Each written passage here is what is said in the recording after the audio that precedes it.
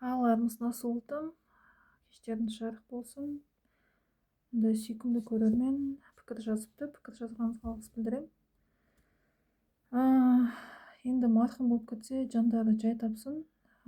Қалған өмірін сізге, басқа да бауырларыңызға бұйырсын. Бұл жерде бәрібір бөліну керек. Сіз әке-шешеңізді мейіріммен, шапағатпен, егер кішкентай күніңізден көрмей өссеңіз, сізді кім өсірді? Сол адамдардың алдына алғыс білдіріп, тағзым жасап,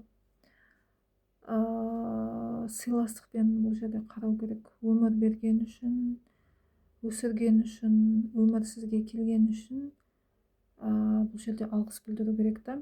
Анаңызды сол жаққа, әкеңізді оң жаққа жіберіп, оларға алғыс тағзымын иіліп сәлем беріп, теріс қарап 180 градусқа өз өміріңізге бастауыңыз керек, өз өміріңізге қарауыңыз керек, өз өміріңізбен өмір сүруіңіз керек, артқа қарамауыңыз керек.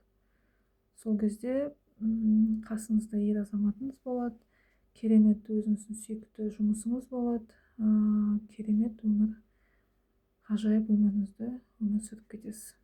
Алайым солай болсын.